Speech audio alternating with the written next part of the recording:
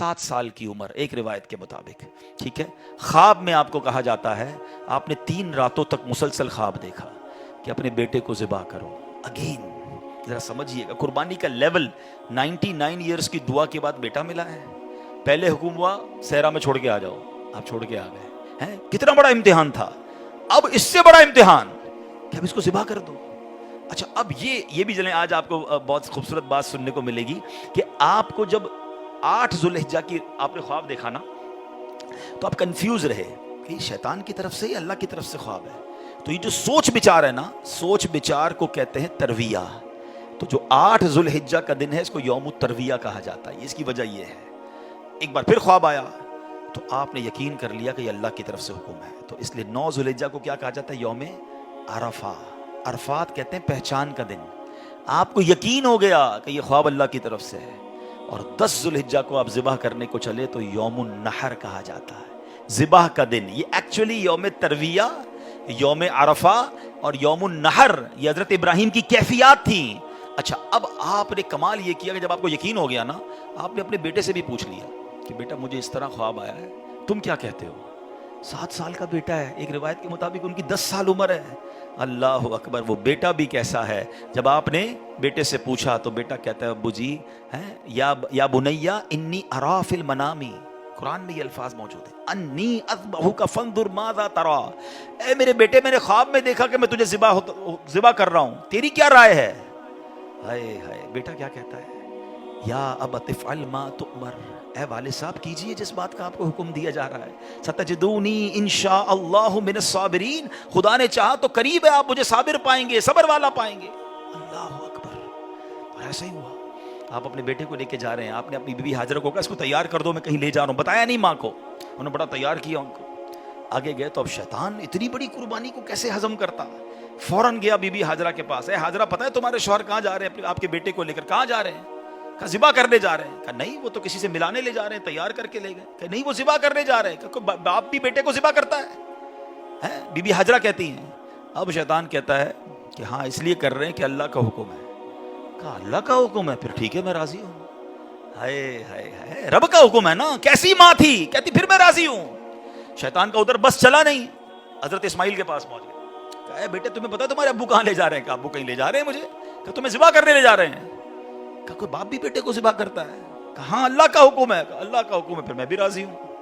سبحان اللہ. اب جب حضرت اسماعیل نے حضرت ابراہیم کو پتہ کیا کہا کہ والد صاحب اب آپ ذبح کرنے لگے نا، 2-3 میری گزارشات ہیں، ذرا مجھے اچھے طریقے سے باندھ دیجیے گا.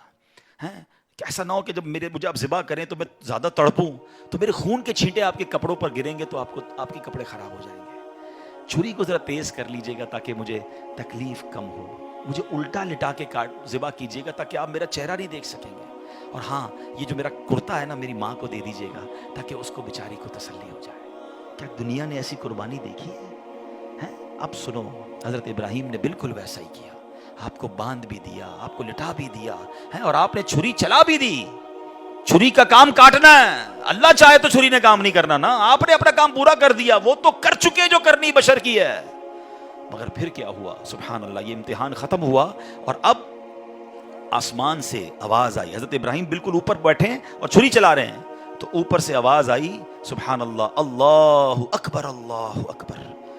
آپ نے جب سر اٹھایا تو دیکھا جبریل امین جنت سے مینڈھا دمبا لے کر آ رہے ہیں.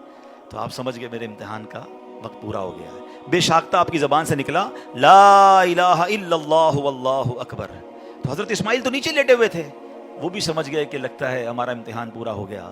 وہ کہتے ہیں اللہ اکبر وللہ الحمد. یہ جو عید والے دن تسبیح پڑھتے ہیں نا، کیا یونیک تسبیح ہے، کیا یونیک تکبیر ہے. کن 3 شخصیتوں کی زبان سے نکلا ہے؟ پہلا پارٹ حضرت جبریل کی آواز میں is the middle part of that تکبیر حضرت ابراہیم نے ادا کیا ہے، اور آخری حصہ ہے حضرت اسماعیل کی زبانی. ذرا سوچو تو صحیح کیسا منظر ہوگا. ذرا مل کے تکبیر پڑھیں اور اس منظر کو یاد کریں. اللہ اکبر اللہ اکبر لا الہ الا اللہ واللہ اکبر اللہ اللہ اکبر وللہ الحمد اللہ اکبر اللہ اکبر لا الہ الا اللہ واللہ اکبر اللہ اکبر وللہ الحمد. ہمارے بچے ہماری فیملی قربانی کو ہم نے فیسٹیول بنا دیا ہے. گائے آ رہے ہیں، بکرے آ رہے ہیں، انجوائے ہو رہا ہے، گھوم آ رہے ہیں، پھر آ رہے ہیں، پھر باربیکیو پارٹیاں.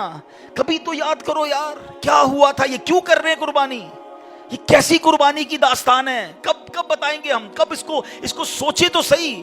ہمیں خدا کی قسم ایک بار ان کو ہمیں زندگی میں اگر ہمیں بھی یہ کہہ دیا جائے کہ چلو ہر سال نہیں، زندگی میں ایک بار آپ بھی اپنا ایک بچہ ذبح کرو، کیا حال ہوگا.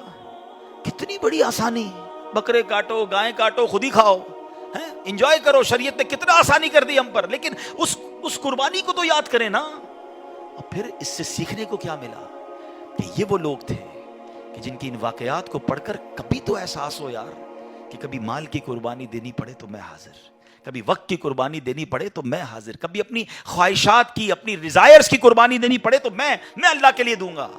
اور اللہ وہ دن لائے جب جان کی قربانی دینی پڑے تب بھی پیچھے نہ ہٹے کہ یا اللہ جان بھی تیری ہے، تو نہیں تو دی نا جان، اے اللہ میں راضی.